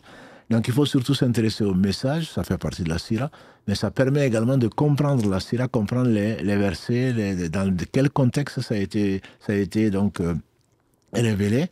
Mais on va commencer par les fondamentaux. C'est son dogme, c'est-à-dire que le message du prophète sallallahu alayhi wa sallam et de tous les prophètes, disait Ibn Qayyim, c'est trois choses. C'est faire connaître Allah avant toute chose. Donc Allah, c'est le vivant qui ne meurt pas, c'est lui qui a tout créé sans besoin, etc. Donc c'est le parfait. Et autre chose, c'est que Allah donc, aime et ce qu'il déteste. Pour nous, bien entendu, parce qu'il n'a besoin de rien. Et troisièmement, la promesse, et pour justement, l'objectif, c'est l'au-delà. Et donc, c'est la promesse d'un jour meilleur et éternel, donc pour les gens qui croient en Allah et en ses messagers, et d'un jour terrible, pour ne pas dire pour l'éternité, pour les gens qui refusent d'ajouter foi, donc au message des différents prophètes, alayhim salam. Donc, la sira est indispensable, la sira est liée, et dans le Coran, au travers du Coran, ce qu'on a essayé de faire dans les joyaux de la prophétie, combien de versets, pour comprendre les versets et leur sens et leur implication, il faut connaître la sira. Mais ce n'est pas par ça qu'on va commencer. C'est que ce n'est pas l'homme. On n'adore pas Mohammed, sallallahu alayhi wa sallam. Contrairement à d'autres, Mohammed n'est qu'un messager. D'autres messagers l'ont précédé. Donc, il faut voir surtout le message. Le message, c'est de connaître Allah. C'est de dire qu'est-ce qu'il nous a ordonné par bienveillance, par miséricorde, pour traverser ce monde sans nous perdre. Et lui, effectivement, c'est par lui qu'Allah subhanahu wa ta'ala a voulu donc que ce message parvienne. Donc, il faut le connaître, effectivement. Mais je dirais que c'est quelque chose qui doit être fait en parallèle. Et plus la foi rentre dans le cœur, plus on ne peut que aimer le porteur de celui-là, parce qu'il est bien meilleur que nos pères et mères. Nos pères et nos mères n'ont pas d'autre moyen, je veux dire, que de nous montrer ce qu'ils pensent être bien. Alors que lui, il détient la science qu'Allah lui a confiée et il n'y a pas de doute dessus pour le croyant. Donc on ne peut pas ne pas aimer. Pourquoi un enfant aime sa mère ? Plus que son père d'ailleurs parfois, parce que justement tout ce dont il a besoin, c'est sa mère qui l'éduque, c'est la mère qui lui donne à manger, à boire, etc. Ce n'est pas bien sûr, c'est Allah qui le fait, mais là le prophète sallallahu alayhi wa sallam, c'est par lui qu'Allah nous sauve et nous guide dans cette voie-là. Et c'est pour cela qu'on va finir par l'aimer si Allah nous fait aimer la foi. Parce que la foi, Allah a voulu que ça passe par lui. Mais je ne dirais pas que c'est la première des choses à faire. Pour moi, c'est même naturel. Et ça devient même indispensable. C'est une nourriture de la foi, c'est une nourriture du cœur. Et on en parlera peut-être, Inch'Allah, un peu plus mercredi prochain, Inch'Allah. Inch'Allah, barakallahu fik, Cheikh. Une question qui, alhamdoulilah, revient souvent, à laquelle on a déjà répondu. Quelle est la meilleure façon de connaître le prophète sallallahu alayhi wa sallam? Par quoi commencer? Moi, j'ai envie de la retourner un peu différemment. Aujourd'hui, à l'Institut Sira, quels sont les projets que vous comptez développer en plus donc de l'exposition? Est-ce qu'il y a d'autres projets que vous êtes en train de mettre en place justement pour mieux connaître ou avoir d'autres manières de connaître le prophète sallallahu alayhi wa sallam? Alhamdulillah, on a pas mal de projets en cours. Donc je ne vais pas tout vous spoiler quand même, mais alhamdulillah, on demande à la qu'il fasse et qu'il mette la baraka. On a beaucoup de projets notamment liés à l'éducation. Vous savez, comme je dis, il a accordé beaucoup d'importance aux jeunes. Et parmi un de nos projets, Inch'Allah, on demande à qu'il fasse, c'est d'éduquer les jeunes à travers la sira. Vous savez, c'est pas juste leur apprendre la sira, les faits chronologiques, etc., mais les éduquer à travers la sira. Un exemple, tu réunis des enfants dans une classe et tu leur fais écouter un audio de leur père ou de leur mère, de leurs parents, voilà, qui disent des paroles touchantes, attachantes, tu as un cadeau, des paroles qui vont les toucher. Et il y aura parmi ces enfants-là des gens qui n'auront pas de mère et de père. Donc voilà, on va dire qu'est-ce que tu ressens par rapport à ça. Et les autres qui ont des parents, on leur fait comprendre tout ça. Et après, on leur dit par exemple que le prophète Mohammed sallallahu alayhi wa sallam, dis-toi que comme celui qui n'a pas de père ou de mère, mais lui aussi, le prophète, il n'a jamais entendu la voix de son père. Parce qu'il est mort avant sa naissance. Donc là, on va parler des gens qui sont orphelins, mais d'une façon concrète. Ils vont comprendre, ils vont parler entre eux, aussi leur faire visiter des orphelinats, des choses. Vous voyez, c'est éduquer à travers la sila, et c'est plus parlant déjà, même je pense aussi pour les adultes, mais surtout pour les enfants, parce qu'ils ont une méthode d'apprentissage. Alhamdoulilah, c'est aussi peut-être un des projets où on espère développer, éduquer les jeunes à travers la sira. Bien sûr, après, on a d'autres projets aussi. Donc, qu'Allah fasse de mettre la baraka. Donc, on a aussi prochainement, Inch'Allah, la prochaine revue Miséricorde qui va sortir, on espère, Inch'Allah, fin d'année, qui va parler de la ville de Médine. Donc, le 5e tome. Donc, il va parler de la ville de Médine. Voilà. Donc, on en peut-être que juste parler du mini-musée que vous êtes en train de mettre aussi en place sur oui, la on a ville de Lyon. À Lyon, depuis janvier, l'ouverture de notre mini-musée Sira. Et à ma connaissance, alors là, c'est peut-être le premier musée de ce genre en France, dédié à la vie du prophète Mohammed sallam, avec des maquettes. Donc, on a 5-6 maquettes qui parlent de la vie de la Mecque, de la ville de Médine. Et enfin, moi, je suis très, très maquette, plus que les panneaux. Et donc, les gens, ils aiment un peu. Donc, c'est très visuel. Et voilà, on essaie d'expliquer dans les grandes lignes. C'est complémentaire, en fait, de ce qu'on propose là. Il y a des choses qu'on dit là-bas, qu'on ne dit pas ici. Et ici, des choses qu'on dit pas là-bas. Ça se complète. Et on essaie un peu de parler des monuments et du patrimoine de la Mecque et de Médine. Notamment, un de mes monuments préférés, c'est la maison de Khadija bint Khuwaylid. Qu'ils ont fait des archives, ils ont retrouvé et qu'on parle, on a des photos et tout. Et on a un monument majeur de la vie du prophète sallam, et surtout durant la période mécoise. Vous savez qu'il a vécu dans une grande maison à la Mecque. Khadija bint Khuwaylid était une riche commerçante. Lorsqu'il s'est marié avec elle, il est allé vivre chez elle. De nos jours, quand on se marie en général, les femmes vont aller chez leur mari. Le prophète, c'était l'inverse, il est parti vivre chez son époux qui avait une grande maison. Comme je dis, c'était le modèle intemporel pour les croyants. Il a vécu aisément à la Mecque et à la fin de sa vie dans un petit appartement très modeste. Et c'est de cette maison-là, il s'est passé énormément de choses. Vous savez, il y a une coupole dans cette maison qu'on appelle la coupole de la révélation. Tellement il y a des versets qui ont répété dans cet endroit. Tous les enfants ils sont nés du prophète dans cette maison-là. C'est de cette maison-là qu'est morte Khadija. Bref, un monument majeur. Et ça, par exemple, on ne le trouve pas dans le livre de Sira. Et malheureusement, ça n'a pas été préservé. Mais on a des photos. Et si tu vas à Médine, à la Mecque, il y a juste un carrelage qui est un peu différent au niveau des couleurs. Bon, maintenant, ça a été tourné par rapport à Marwa et tout. Mais bon, voilà, c'est vivre la Sira par les lieux, en fait. Quand tu étudies ça avant, et tu vas là-bas, tu contextualises et tu vis la Sira, que ce soit à la Mecque ou à Médine. Et c'est une autre façon aussi qu'on a de transmettre la Sira, en fait. Donc, c'est assez complémentaire. Et surtout quand tu vas sur place. Tu dis, le prophète, il était là, les compagnons, ils étaient là. Vous savez, le calife Omar ibn Abdelaziz, qui est un descendant de Omar ibn Khattab, il a décidé de construire une mosquée qu'on appelle des mosquées omariennes dans tous les endroits où il y avait un lien avec le prophète Mohammed sallam. Le prophète, il a prié, il a eu quelque chose, il a construit une petite mosquée pour authentifier cet endroit-là à son époque. Et alhamdoulilah, ça a été préservé jusqu'à de nos jours. C'est alhamdoulilah qu'on est là pour pouvoir parler de ces maquettes-là, et ça fait partie de notre patrimoine en tant que musulman. Et à Médine, par exemple, vous avez plus d'une centaine de lieux en lien avec la Sira. Ah non, c'est un peu, je dirais, on ne va pas critiquer ce qu'on n'a certainement pas fait et ni remercier les gens qui ont travaillé dessus. Mais notamment, par exemple, à sa dernière maladie, quand il a demandé d'amener de l'eau de 7 puits différents, etc., ces puits existent encore. Mais par crainte, il faut le juste milieu, quoi. Par crainte que les gens aillent adorer cette eau-là, adorer cette place-là, bon, ça n'a pas été conservé. C'est vraiment dommage. Mais c'est vrai qu'entre musée et adoration, c'est une des raisons pour lesquelles il y a pas mal de choses qui ont disparu et que j'espère que s'il y a du bien dedans, de toute façon, il n'y a que du bien.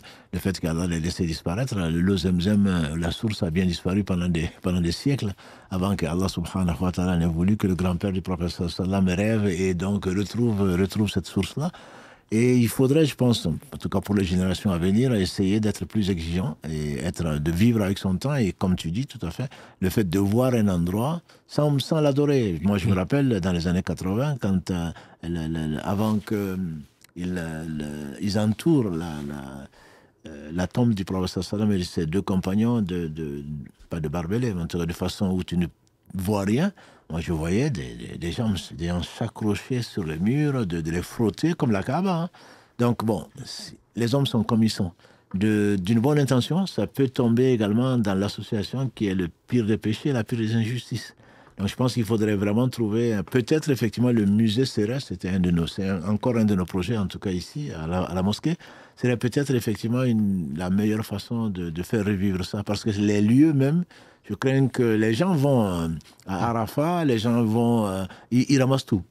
Donc même les pierres pour jeter sur le shaitan, pour lapider le shaitan, ils sont capables d'en ramener en France ou d'ailleurs, cherchant la baraka.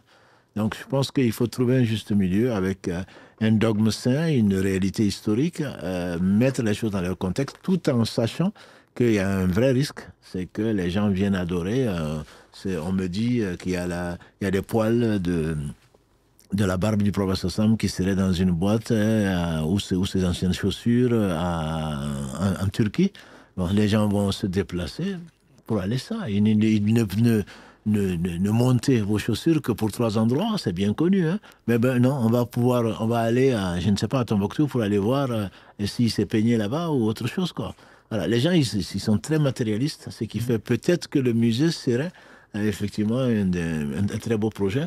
Donc, pour que les gens sachent que ce n'est pas là que ça s'est passé, mais au moins qu'ils aient de façon visuelle, qu'ils puissent toucher du doigt, au moins voir concrètement donc, quelques réalités historiques de la vie du prophète sallam. C'est vrai que c'est dommage qu'il y a beaucoup de choses qui aient disparu, en tout cas qu'on n'ait plus entre les mains, mais en même temps, bon, il faut quand même rester vigilant encore. 2 points, si je peux rajouter en parlant de cette thématique. Par exemple, dans l'Institut Silla, ce qu'on enseigne, c'est pourquoi on étudie le patrimoine de la Mecque et de Médine. Le musulman, on n'adore pas des pierres, ni des lieux, ni des briques. On n'attend que Allah l'unique. En fait, on étudie ces lieux-là en lien avec la Sira pour apprendre les valeurs humaines et les enseignements spirituels que le prophète nous a enseignés. En fait, il y a eu des événements, des lieux, il y a eu énormément d'enseignements. Et c'est ça, en fait, on étudie ces lieux-là pour apprendre ces valeurs, ces enseignements, pour les appliquer à notre vie. Et comme vous avez dit, après, l'être humain, malheureusement, on manque d'éducation, qu'Allah nous guide. Et aussi, par exemple, je prends un exemple, la grotte de Saoul. On a une maquette dans notre musée. On parle de la grotte de Saoul, qui se trouve au sud de la Mecque. Ils sont allés pendant 3 jours avant de se rendre à la Mecque, pour se cacher, pour brouiller les pistes. Et on a des photos qui ont été prises par le docteur Amar Moula il y a 40 ans. Et il a pris une photo à l'intérieur de la grotte, où tu vois l'extérieur. Et en fait, c'est une petite cavité. Et maintenant, la grotte, elle a été aménagée. Malheureusement, ils n'ont pas préservé tout ça. Et quand les photos actuelles, quand tu regardes la grotte, tu te dis, mais comment ça se fait que le prophète, il était caché avec Abou Bakr et que les gens ne l'ont pas vu? Parce qu'il y a un pisteur qui était venu devant la grotte, il a fait ses besoins, etc. Et on se dit, mais comment il a pu venir là sans le voir? Mais avec les photos actuelles, les aménagements, c'est pas possible. Et cette photo-là, alhamdoulilah, quand on se met dedans, on voit que c'est une toute petite cavité et que, en fait, si on est de l'extérieur, il faut vraiment se baisser et regarder au niveau de ses pieds. Quand Abou Bakr il a dit, si on regarde au niveau de ses pieds, il nous verrait. Vous connaissez ce passage. Et qu'a dit le prophète sallam? N'aie pas peur, Allah est avec nous. Allah a immortalisé ce passage dans le Coran. Et en fait, si on connaît la topographie, tu vois cette photo, tu comprends vraiment et tu vis la sira. Et ça, c'est un moment majeur. Que, voilà, et en étudiant ce lieu-là, en fait, malheureusement, comme vous avez dit, ça n'a pas été préservé. Mais voilà, on a cette photo-là, et là, tu comprends la sira et tu vis le moment. Tu dis, c'est là qu'il était avec le prophète, dans ce tout petit endroit pour 1 ou 2 personnes. Donc voilà, tu vis la sira et tu comprends encore mieux le contexte de révélation des versets et des hadiths, en fait. Effectivement, moi j'ai été impressionné l'année dernière quand j'ai visité le musée de la Révélation. Donc, Masha'Allah, à côté de la grotte de Hira, donc, où ils ont reconstitué, je pense que c'est ce qu'il faut faire, enfin, l'exemple qu'il faut suivre. Ils ont reconstitué, tu n'as pas besoin, pour monter à la grotte de Hira, tu as besoin de minimum 1 heure, même pas moins, un bon marcheur, un minimum 1 heure de temps pour monter. Pour aller faire quoi? Ils vont aller ramasser des cailloux qu'ils risquent de garder en cas de non-pluie ou s'ils veulent un enfant. Voilà, donc ils vont adorer des cailloux, alors que le musée représente vraiment, et ils ont essayé de reconstituer, mais en 3D, et avec vraiment les conditions les plus modernes possibles. Et ça, je pense que moi, en tout cas, ça m'a beaucoup impressionné. J'espère également. C'est une façon de conserver, je pense, des pièces et conserver, faire vivre la sira. Mais comme tu dis, je pense que c'est sur cet aspect-là, peut-être qu'il faut continuer les enseignements. Les enseignements, je pense, de la sira, c'est surtout ça. Pour que le vivant, le prophète sallam, son enseignement est vivant. Donc, c'est la raison pour laquelle Allah l'a rappelé. S'il avait voulu, si on avait besoin du prophète sallam, certainement Allah l'aurait fait vivre comme il a fait vivre, entre autres, Nuh, 950 années avec son peuple, et peut-être plus pour le prophète sallam si Allah avait voulu, mais Allah n'a besoin de personne. Et donc son enseignement est là, les révélations ont été conservées, tant dans les hadiths, comme tu dis, que dans le livre, la parole d'Allah subhanahu wa ta'ala. Et donc maintenant, ce sont des leçons certainement à tirer. Et quand tu vois, je suis assez agréablement surpris, mais très heureux de voir que dans la sira, dans la revue Miséricorde, on peut tirer la sira et le handicap, la sira et l'environnement. Donc c'est quand même très précis, très moderne, entre guillemets, quoi. Ça vit avec son temps. Donc il faut vivre avec son temps et ne pas voir l'histoire comme une somme de choses qui sont passées et qui n'ont pas d'importance.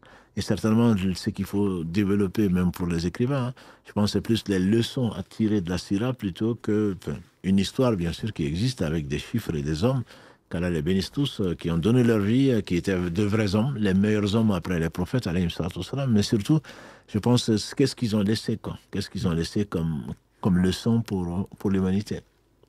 Est-ce que tu as une leçon particulière à nous laisser, ou qui t'a frappé en dehors, sur la sira du prophète sallallahu alayhi wa sallam? Je pense que c'est dans tous les domaines, hein.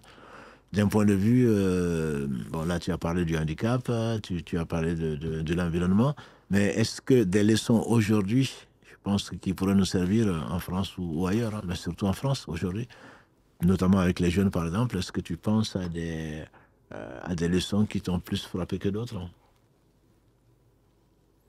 Des leçons en particulier. Si je peux me permettre de compléter, cher, Oui. Toi, en tant que guide de l'exposition, dans l'exposition, est-ce qu'il y a quelque chose qui vraiment t'a marqué par rapport à justement l'exposition que tu fais depuis un petit moment maintenant? C'est-à-dire quelque chose qui m'a marqué dans l'exposition, Ouais, quand je présente l'exposition. dans l'histoire, exactement. Ouais. Lorsque je présente un panneau. Oui, exactement, par exemple. Je me souviens, par exemple, tout à l'heure, pour avoir suivi un petit peu un groupe que t'as mené, où tu parlais du tombe dans la mosquée du prophète sallallahu alayhi wa sallam, les tombes, quand on passe devant, quand on salue le prophète sallallahu alayhi wa sallam, on salue ses compagnons radiallahu anhu. Le fait que tu as expliqué comment ils étaient disposés les tombes, j'ai vu presque des larmes dans tes yeux quand tu l'expliquais, tellement tu le vivais. Donc voilà, peut-être pour revenir sur cet épisode notamment qui était très intéressante. D'accord, par rapport aux tombes. D'accord. D'accord, donc en fait, lorsque le prophète Mohammed il est mort en fait, donc il a été enterré donc, dans sa cour, donc d'après l'avis majoritaire. Donc lorsque vous allez à Médine, en dessous du dôme vert, vous avez l'appartement d'Aïcha et la cour juste en dessous. Donc il a été placé, bon là c'est un peu compliqué sans les maquettes, donc si vous voulez, il a été placé voilà, dans sa tombe, et sa tête en direction de la Qibla, d'accord, et son visage orienté vers la Qibla, et Abou Bakr il a été enterré à ses côtés, donc au niveau de ses épaules, d'accord, et donc le prophète était enterré comme ça si vous voulez, Abou Bakr il était au niveau de ses épaules ici, sa tête là, ses pieds, et Omar au niveau des épaules d'Abou Bakr. Il y avait même une hiérarchie au niveau du placement des tombes, d'accord. Donc quand on va à Médine pour les hommes, lorsqu'on on passe devant la porte de Bab Salam, d'accord, donc on passe devant la façade honorée, d'accord, donc quand on passe devant le premier rond, il n'y a pas d'image, c'est un peu compliqué là, je suis désolé, donc dans le premier grand anneau doré, c'est là où est enterré le prophète Mohammed sallam. Donc quand on passe ici, on dit assalamu alayka ya Rasulallah, que la paix soit sur toi, ô messager de Dieu. Puis on avance au deuxième, on dit assalamu alayka ya Abu Bakr, que la paix soit sur toi, ô Abu Bakr. Et puis après on continue pour le troisième rond, on dit assalamu alayka ya Omar, que la paix soit sur toi, ô Omar. D'accord. Et ce qui est encore plus magnifique, c'est que le prophète Mohammed sallam, il te répond au salam, il te rend le salam. Et les compagnons, et le prophète avait déjà parlé de ça de son vivant, et les compagnons ils ont dit mais comment tu pourras nous répondre alors que tu seras mort?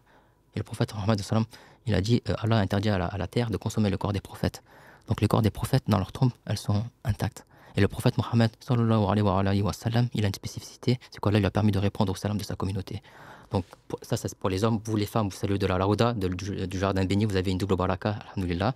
Donc ça c'est Allah qui a voulu ça pour les hommes, il y a une sagesse derrière. Donc les hommes quand on passe là, tu dis assalamu alayka ya Rasulullah, et le prophète il te répond assalamu alayka ya Mohammed, assalamu alayka ya Amin. Et qu'est-ce que c'est assalamu alayka? C'est que la paix soit sur toi. Le prophète il demande que la paix qui vient d'Allah soit sur toi. C'est une invocation du prophète sallallahu alayhi wa sallam, et on sait que les invocations du prophète elles sont exaucées. Mais c'est pas ça qui est encore plus grande chose. C'est que alhamdoulilah, notre religion c'est une religion de miséricorde. Donc tu peux prier sur le prophète Mohammed sallallahu alayhi wa sallam ici en Chine ou partout dans le monde avec sincérité. Le prophète il te manque au point que tu en pleures et que tu auras peut-être plus de récompenses que si tu te trouves là-bas avec la distraction du cœur. D'accord? Imagine, tu passes, on l'appelle la face honorée, vous savez pourquoi? Je vous ai dit, sa tête, elle est tournée vers la Qibla et son visage, il est tourné vers la Qibla. Donc quand tu salues le prophète, quand tu dis salam alayka ya Rasulullah, c'est comme si tu étais en face à face avec le prophète Mohammed sallallahu alayhi wa sallam. Il te répond. Est-ce que, déjà même envers nos parents, même quand on parle à quelqu'un, on s'adresse avec lui. Donc imagine que tu t'adresses au prophète, même imagine qu'il serait devant toi, est-ce que tu détournerais le regard, tu serais sur ton téléphone en train de faire un snap? Jamais de la vie. Et le prophète, il te répond assalamu alayka. Donc là, il faut garder cet état d'esprit si on va à Médine, pour ceux qui sont y allés, et si c'est pour pas que ceux qui ne sont pas allés, qu'Allah vous permette d'y aller, et pense à ça quand vous saluez le prophète Mohammed sallallahu alayhi wa sallam, et le prophète, il vous répond. Donc voilà pour le... Non, mais je rajoute il a dit, ne prenez pas, enfin, ne venez pas me voir pour me passer le salam. Donc, quand on va à Médine, on va pour visiter la mosquée du prophète sallam, où la prière vaut 1000 prières, celle de Quba qui vaut une umrah, on sait 2 rakas. Et donc, on passe parce que son cimetière est là, entre guillemets. On passe et passe tous les matins, tous les soirs, et en pensant surtout, moi j'ai vu des gens, des groupes de gens rester là du Asr jusqu'au Maghreb en train d'invoquer. Je crains fort que ce soit le prophète sallam, quoi. Voilà, donc ça reste un cimetière, entre guillemets, avec tout le respect qu'on lui doit et qu'on lui devra toujours, parce que n'est pas celui qui ne remercie pas les gens ne remercie pas Allah, et on ne doit à aucun homme plus qu'au prophète sallallahu alayhi wa sallam. Encore une fois, il ne faut pas retomber donc dans l'idolâtrie, quoi. C'est que si je vais, j'imagine le prophète sallam devant moi, comme tu l'as si bien dit, dans chaque prière, si tu veux, la prunelle de ces dieux, c'était la prière. Et dans la prière, tu invoques Allah subhanahu wa ta'ala, tu pries sur son propre sallam. Allah en a fait une obligation, un pilier même, chez certains, dans certaines écoles comme chez les Hanbali. Chez d'autres écoles comme chez les Malikis, c'est pas un pilier. C'est pas un pilier, c'est-à-dire c'est pas une obligation entre guillemets, bien que c'est vraiment malheureux celui qui ne prie pas sur le prophète sallallahu alayhi wa sallam. Donc je pense qu'il faut retenir justement, si les gens sont arrivés à là où ils sont arrivés, c'est parce qu'ils ont vu, le sage disait, quand tu montres à la personne sotte, quand tu lui montres du doigt de l'index, quand tu montres l'index, par l'index tu lui montres la lune, il voit l'index, il ne voit pas la lune. Voilà, donc c'est bon, c'est un proverbe, je trouve, qui est très beau et très sage. Alors, malheureusement, les gens ne voient que l'aspect matériel, quoi. Allah subhanahu wa ta'ala, ça lui est tellement facile, je veux dire, tout lui est facile. Et dans les versets 185 et suivants de la sourate 3, Allah parle des martyrs en disant qu'ils vivent, ne pensez pas qu'ils sont morts. Donc ce n'est pas étonnant du tout que le prophète sallam vive dans la tombe comme les autres prophètes, comme tu l'as dit. Allah a interdit la destruction des corps des prophètes, ils sont en train de prier. On n'a pas à se poser la question de savoir comment ils prient, comment ça se fait, etc. On doute peut-être, on n'a peut-être pas la certitude, on ne connaît pas Allah subhanahu wa ta'ala pour qui tout est facile.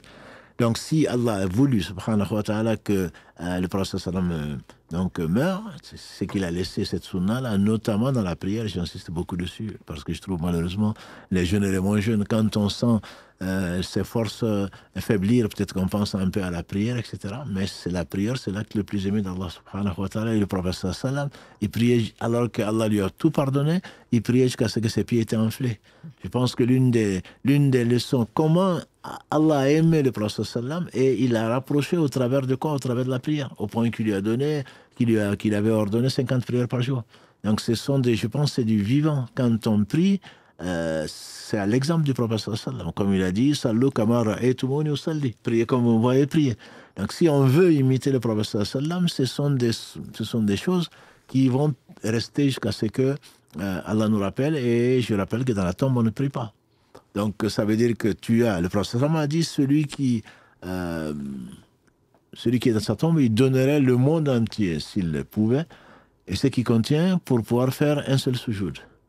Donc, vivre la sunna du prophète sallam, vivre la sira, c'est également mettre en pratique ce que Allah a mis à la disposition de tout un chacun, je dirais. Et comme tu as bien dit, le 17 mètres carrés, je veux dire, ce n'est pas courir derrière quelqu'un qui a vécu. Allah lui a tout donné. Et on disait qu'il dormait à même le sol, ça ne veut pas dire qu'il ne faut pas chercher du confort, c'est pas ça. Je pense qu'il faut relativiser la vie de ce monde-là. Il a demandé à Allah de vivre pauvre, de mourir pauvre, d'être ressuscité avec les pauvres. Donc c'est la pauvreté, enfin la richesse, c'est vraiment la richesse du cœur. Et que l'on essaye de purifier son cœur, on n'arrivera jamais, bien entendu, on les atteindra même pas la cheville, mais je pense que c'est très très important de s'attacher aux valeurs auxquelles ces hommes sont attachés, et le meilleur d'entre eux, quoi. Notamment cette confiance absolue à Allah subhanahu wa ta'ala, cette connaissance d'Allah qui lui permettait de se passer de tout, sauf d'Allah subhanahu wa ta'ala. Donc bon, je pense qu'il ne faudrait pas voir la sira seulement au travers des expositions, au travers des livres, au travers même des maquettes. La sira, c'est avant tout d'essayer de mettre ses pieds sur les traces donc, de ces hommes dont on a la chance, Allah nous a choisi comme la meilleure communauté, et justement, parce qu'il a choisi le prophète sallam et ses compagnons comme la meilleure des générations. Voilà, donc je pense qu'il y a des choses qui sont concrètes, qui doivent l'être en tout cas en chacun d'entre nous, et à chaque moment, encore une fois, ne jamais adorer le prophète sallam, mais remercier Allah subhanahu wa ta'ala qui n'a besoin ni de Mohammed sallam ni de personne, mais qui nous a donné cette opportunité-là, et prier sur le prophète sallam, ça doit être, c'est-à-dire, si tu veux prier pour toi-même, ce sera une prière. Si tu pries sur Mohammed sallallahu alayhi wa sallam, qui est d'actualité, Allah prie 10 fois sur toi. Donc, je veux dire, tu ne peux pas avoir meilleure occasion de prier pour toi-même que de prier sur le prophète sallallahu alayhi wa sallam. Prier sur lui, ça veut dire appeler la bénédiction d'Allah sur lui, et ça veut également t'attirer à toi-même la bénédiction d'Allah, celle de ses anges, sur toi-même. Donc, ce sont des choses, je pense, qui sont très importantes et que chacun d'entre nous peut vivre. C'est pas forcément, il ne faut pas sortir de l'université de je ne sais quoi d'autre pour tirer de grandes leçons.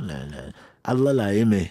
Et Allah l'a aimé au travers de quoi? Au travers de son adoration, au travers de la purification de son âme, au travers de son comportement, et surtout son comportement. Et ça, je pense que les musulmans d'aujourd'hui doivent s'inspirer quand Allah a fait son éloge dans la sourate Qalam, la sourate Noun. Quand Allah a fait son éloge, il a dit, alayhi salatu wassalam, les plus proches de moi au jour du jour dernier seront ceux qui auront le meilleur comportement. Donc ce n'est pas une question de diplôme, ce n'est pas une question de période même, c'est une question de comportement vis-à-vis d'Allah, bien sûr, vis-à-vis de ses créatures surtout.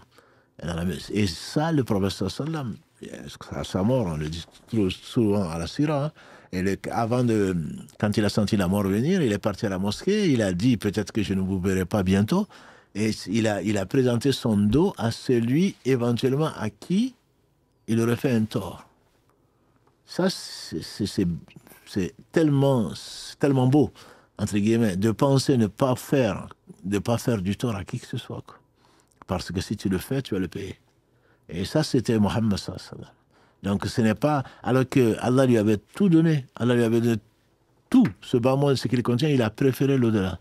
Voilà. Donc je pense qu'il faut aussi actualiser ça, et en ayant surtout les musulmans, surtout dans un pays où les musulmans ne sont pas majoritaires, d'avoir vraiment le meilleur comportement possible qui a amené, on dit, certains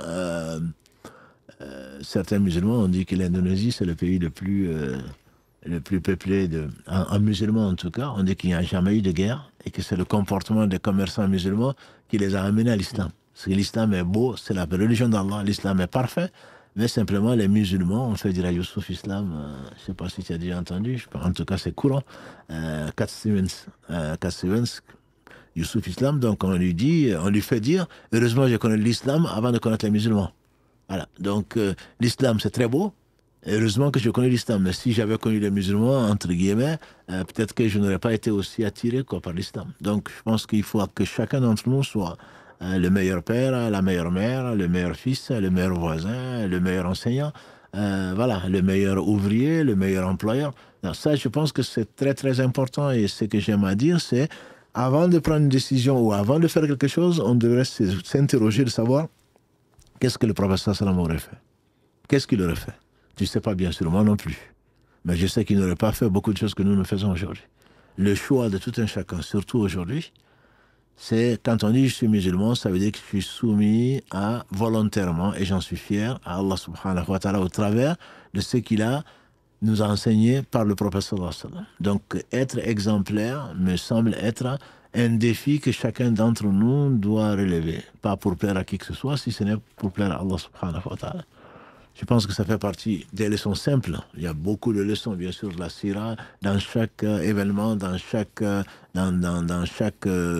jour de la vie du prophète. Il y a énormément de leçons que l'on peut trouver peut-être dans les livres de Sira, mais peut-être que nous, on ne pourra pas vivre. On ne pourra peut-être pas le vivre, et heureusement pour nous d'ailleurs, parce que c'était des hommes. Quand Allah les appelle des hommes, c'était vraiment des hommes qui étaient sincères et qui ont tout donné à Allah subhanahu wa ta'ala, ce dont certainement beaucoup d'entre nous sont loin, très très loin. Mais il y a des choses simples, entre guillemets, qui peuvent être appliquées par les petits comme les grands, par les hommes comme les femmes, par les plus âgés ou pas. Donc ce sont vraiment ces leçons-là de pratique de très bon comportement ici et partout. Wallahu a'lam. Barakallahu fik, cher. Une question, Amine. Comme on te l'a dit, alhamdoulilah, on a beaucoup de gens qui nous suivent dans toutes les villes de France, mais aussi à l'étranger, notamment en Afrique. Donc, par la même occasion, on passe le salam à tous nos frères en Afrique. Inch'Allah, il y a un frère de Côte d'Ivoire. Il dit, moi, je suis en Côte d'Ivoire. Comment je peux me procurer ces livres? Ça va être compliqué. Est-ce qu'ils existent en format numérique, par exemple un PDF? Alors, c'est une bonne question. Je ne sais pas si on a déjà fait des envois à l'international. Alors, j'en parle à l'équipe, mais il me semble pour certains, on a un support au PDF, mais je ne peux pas m'avancer plus sur dessus. Il faudrait voir sur le site de l'Institut si éventuellement il peut commander certains revues en version PDF. Donc, et puis après, je vais en parler avec l'équipe et pour éventuellement voir si on propose des envois à l'international. Donc, c'est peut-être une occasion. C'est peut-être aussi une occasion de Marhaban. Je ne peux pas me prononcer, mais alhamdoulilah, pourquoi pas en Afrique, alhamdoulilah. Bon, une dernière question, sûrement à vous deux. C'est une question que j'ai relevée aussi sur les réseaux. Quelle est la qualité du prophète sallallahu alayhi wa sallam qui a le plus impressionné non seulement ses compagnons, mais peut-être aussi ses ennemis, et de façon peut-être plus globale? Je sais qu'il y en a énormément, mais si vous devez en retenir une peut-être, quelle serait-elle?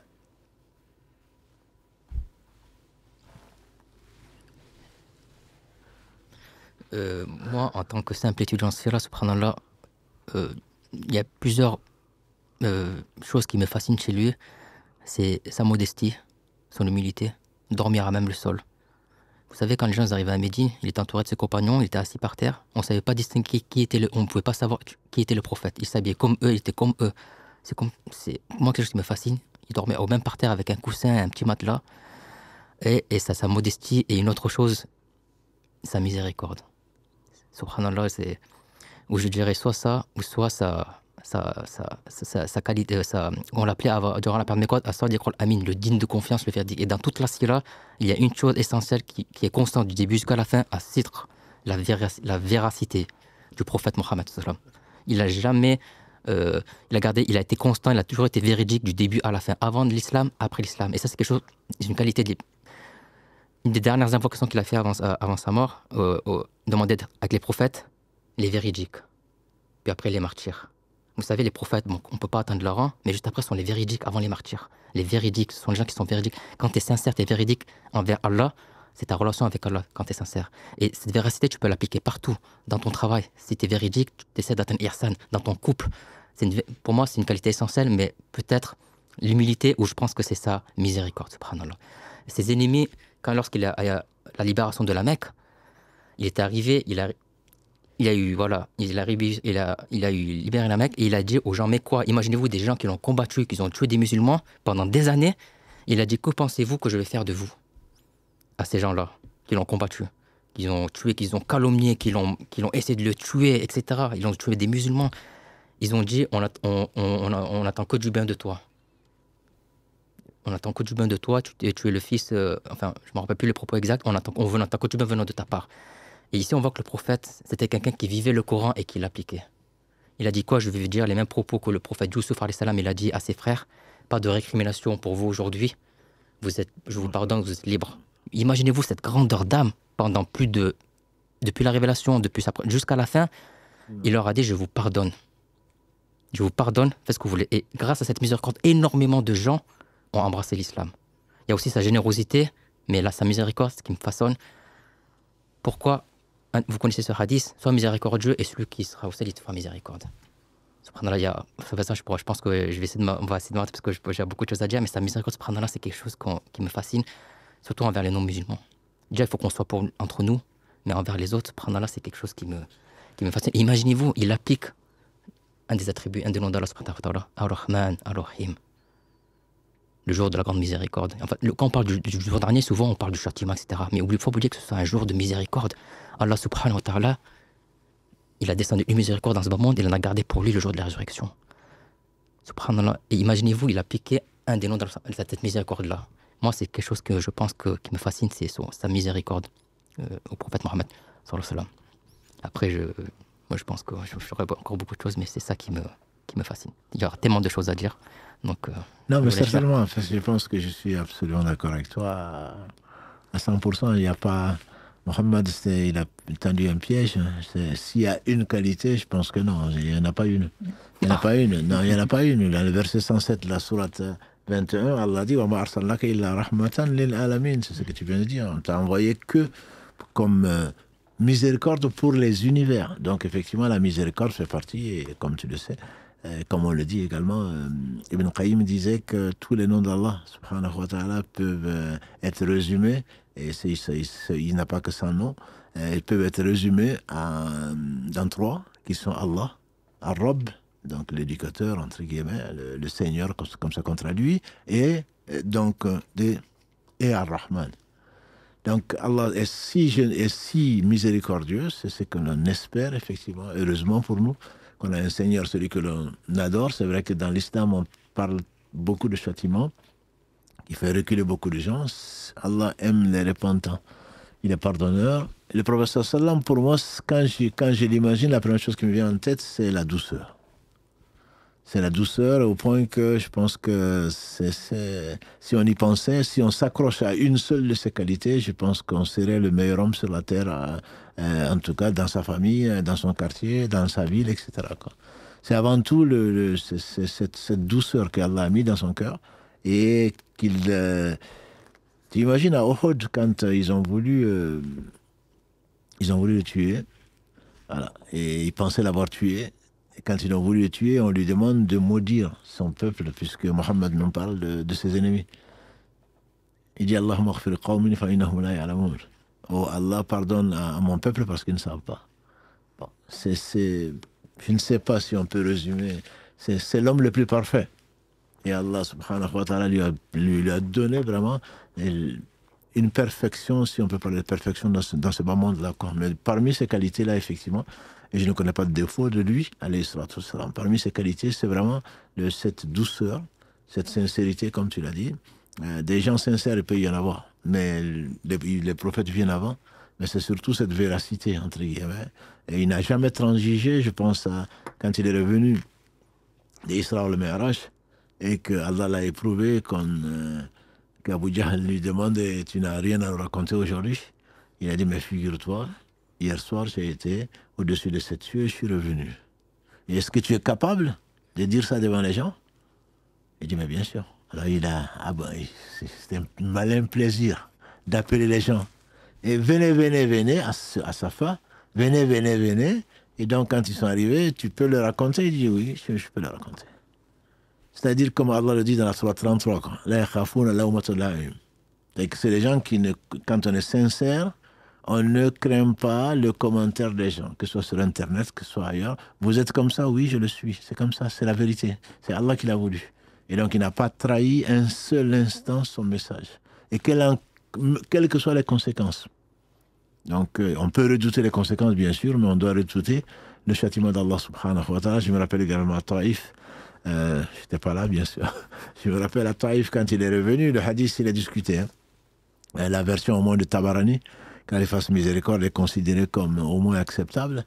Et quand il avait ses pieds ensanglantés et qu'il a invoqué Allah subhanahu wa ta'ala, on aurait attendu quand l'ange de la montagne est descendu pour lui dire, Jibril est venu d'abord, et il lui dit, « Ya Mohammed, Allah a entendu ce qu'on t'a fait. Voilà l'ange de la montagne, Allah le met à ton service. » L'ange de la montagne lui passe le salam. Et il lui répond, bien sûr. Il dit, Allah m'a mis à ton service, si tu veux, les Jabalain, les 2 montagnes qui surplombent la Mecque, si tu veux, je peux les faire tomber sur la Mecque. Il dit, non, ce que je souhaite, c'est qu'Allah fasse sortir de ces gens-là au moins une personne qui l'adore sans rien lui associer. Bon, ça dépasse l'entendement. Donc, Mohammed, ce n'est pas une question que tu as posée. En fait, je peux rajouter un point, le prophète aussi, il aimait l'être humain, il aimait l'humanité. Vous pouvez, c'était un messager. Une petite histoire. Imaginez-vous, durant la période mécoise, en pleine période des persécutions, il a levé ses mains au ciel. Il a dit, oh Allah, renforce l'islam par celui que tu aimes le plus. Abu Jahl, Omar ibn Khattab. Ces gens-là, ces 2 hommes-là, ils torturaient, ils persécutaient les musulmans à cette époque-là. Donc, il a fait une doua pour des personnes qui torturaient des musulmans. Vous imaginez ça? C'est comme si de nos jours, tu faisais une doua pour... Je vous laisse, voilà. Et tu leur dis, renforce l'islam par soit cet homme, celui que tu aimes le plus. Même dans ses formulations, il y a une sagesse, comment il invoque. Et Allah, il a choisi que ce soit Omar ibn Khattab qui est devenu le deuxième, on va dire, après Abou Bakr. Imaginez, vous voyez cette grandeur d'âme, subhanallah, il aimait l'être humain, parce que tu ne peux pas aimer. Non, je dirais simplement il aimait Allah. Parce que la miséricorde dont tu as parlé, Allah est si miséricordieux qu'il ne faut jamais désespérer.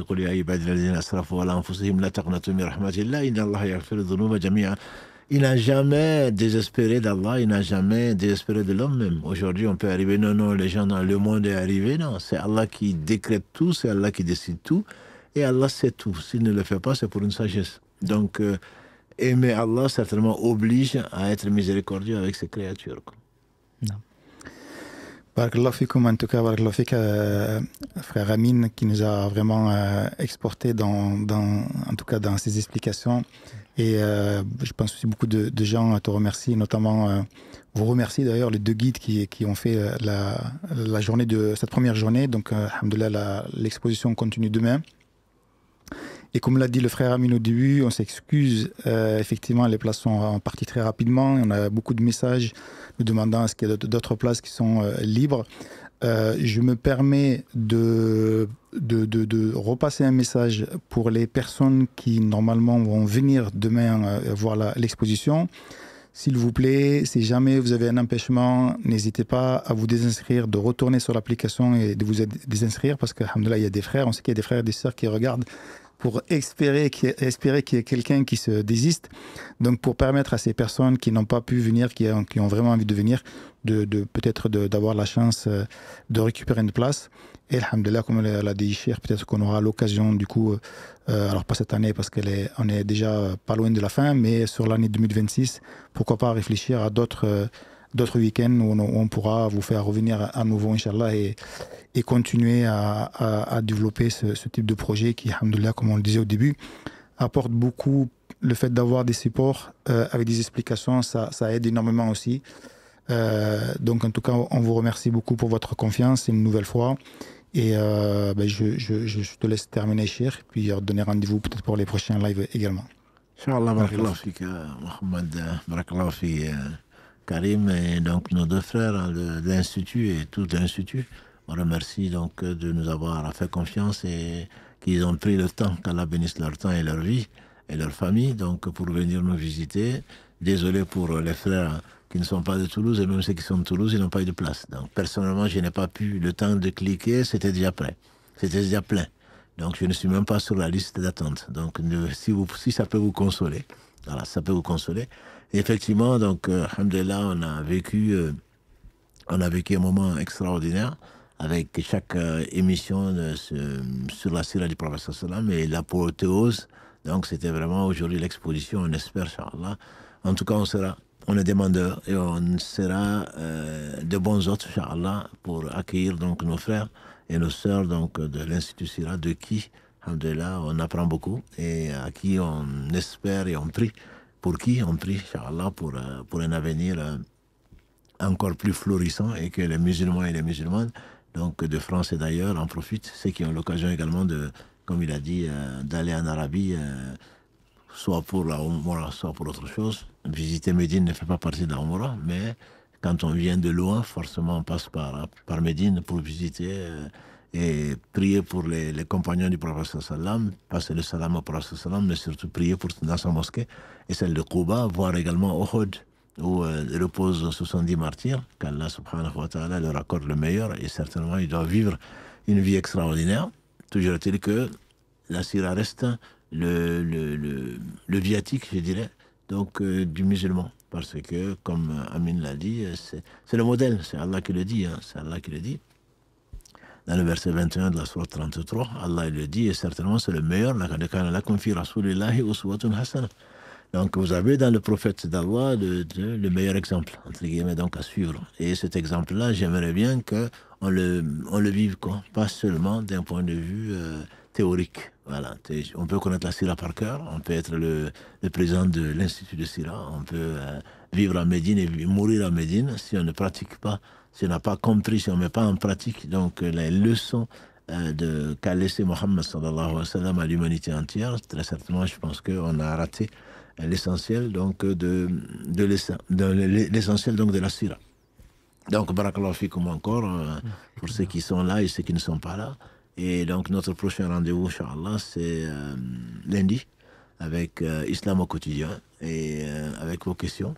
Et samedi prochain, Inch'Allah, je pense qu'on va parler de beaucoup de... Enfin, ce que je propose en tout cas, c'est de parler des difficultés dans les couples. Parce qu'on en a tellement, ça représente 80% peut-être des messages que l'on reçoit. Donc on va essayer, Inch'Allah, de faire le tour, de voir peut-être quelles sont les raisons principales, donc des cases à cocher probablement dans beaucoup de couples, pour ne pas dire dans tous, et peut-être des remèdes possibles. Et donc on va essayer de consacrer l'islam au quotidien de lundi à autre chose qu'au problème de couple. Parce que quand on reçoit, quand Karim regarde ces dizaines de pages, et quand on les sélectionne, c'est 80%, à mon humble avis, concerne les problèmes donc rencontrés par les couples musulmans, et c'est vraiment dommage.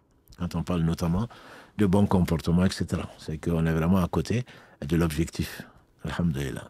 Donc, notre prochain rendez-vous, c'est 22h lundi, pour donc répondre à quelques-unes de vos questions, si Allah subhanahu wa ta'ala nous le permet. Subhanakallahumma wa bihamdika. أشهد أن لا إله إلا أنت أستغفرك وأتوب إليك سبحان ربك رب العزة عما يصفون والسلام على المرسلين والحمد لله رب العالمين والسلام عليكم ورحمة الله وبركاته.